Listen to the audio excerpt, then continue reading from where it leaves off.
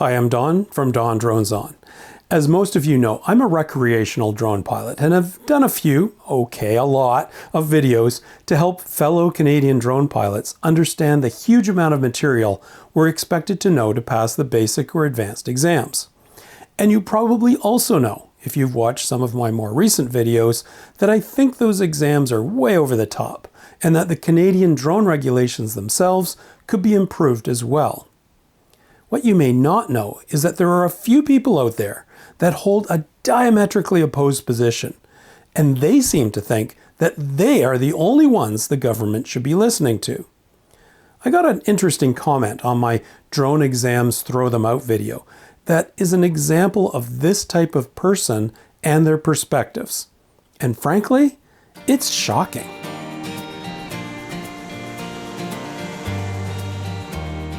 So I'm going to start by reading out the whole comment. I want you to hear the whole thing so you can see that I'm not taking this stuff out of context. And it's long and kind of rambly, so bear with me. Here's the comment.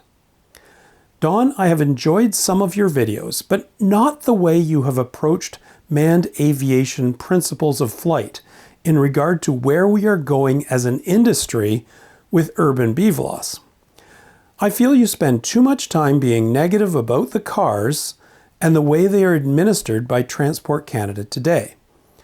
I'm not sure what your aviation background consists of as far as formal training, and I cannot see anywhere in any of your videos where you have elaborated on same. My point is, I am an advanced drone certificate holder and have been involved in commercial aviation for 40 plus years in North America. If you have a grasp on where the industry is headed with the development of the 5G UTM platform, surely you would have not uploaded this video for the many channel subscribers that you have on YouTube. The development of gas-powered and hydrogen-ion batteries are extending the capabilities of RPAs to fly hundreds of kilometers out and back, with companies such as Boeing prototyping and in trials with a drone carrying a 500-pound payload in urban settings. Wingspans now are in place with complex drones, some up to 15 feet, again carrying heavier payloads in what you call the sacred airspace of Transport Canada. This statement is very irresponsible, and for you to promote this mindset with your viewers who are new to aviation and may be taking their advanced certificate with no previous aviation experience flying and communicating with NAV Canada. I presume that's NAV Canada. Advanced Complex BVLOS will be introduced in 2022 to 2023 with a new exam which will be called the Advanced Complex Certificate, a level above the current Advanced Certificate that is in place with Transport Canada. There will be more thought integration with manned aviation principles because there will be a need to have direct communication with NAV Canada on reporting positions, etc., that manned aviation has been working under successfully for many years. Don, my point is that you do not cover any visions of what is coming in areas such as eVTOL, urban taxis under a complex UTM system. There are current subcommittees working right now comprised of very experienced drone pilots looking into how to integrate drone management systems to create jobs and advance the drone industry economically in Canada. In closing, you have some very good and accurate videos for the basic certificate, but you should show some vision as to where the drone industry is going in the next 10 years.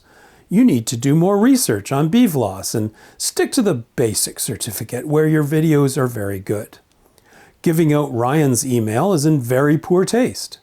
Stop complaining, as you always seem to do, and start providing step-by-step concrete solutions to help our industry grow with better educational principles. I told you it was long. No, I'm not going to mention this person's name, but they publicly posted the comment under my drone exams throw them out video, so you can go and look it up yourself. And they didn't leave their actual name, but for convenience, well, I'll call them Greg. The only thing I'll add for context is that they run a drone ground school. Let's go through their main positions and messages. We'll start with this bit. I'm not sure what your aviation background consists of as far as formal training, and I cannot see anywhere in any of your videos where you have elaborated on the same. My point is, I am an advanced drone certificate holder and have been involved in commercial aviation for 40 plus years in North America. To be clear, I also hold my advanced drone certificate. I have no formal training in aviation and never claimed that I did. I figured all this stuff out myself. Why on earth would anyone seriously think that only pilots with 40 plus years of flying experience can understand or help others to understand what you need to know to safely fly a drone? It's madness. It's pilot arrogance and government bureaucracy gone wild that has led us to this position, not a focus on safety. Absolutely, you need to know things about controlled airspace to fly a drone. But equally, you absolutely do not need to know the chemical composition of the atmosphere, the names of clouds, helicopter control systems, how to read a VFR chart, and, well, I could go on and on. Okay, next, Greg goes on in great length about 5G UTM, that's a new drone traffic management technology, by the way, hydrogen ion batteries, urban BVLOS flights, 15-foot wingspan drones, 500-pound payloads, urban taxis, and asks, as if in outrage, why I don't express my vision for where the drone industry is going in the next 10 years. Why don't I express my vision for the drone industry? Because frankly, I don't give a crap. It's as simple as that.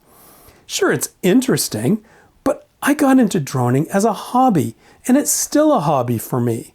I fly recreationally, and a couple of years ago when I saw the nonsense that was going on with ground schools and manned aircraft pilots happily bamboozling Transport Canada into the current regulations, I got mad.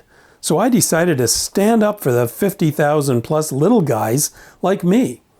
I've created all of these videos for free so ground schools can't siphon money out of drone pilots just so that they can pass ridiculous exams.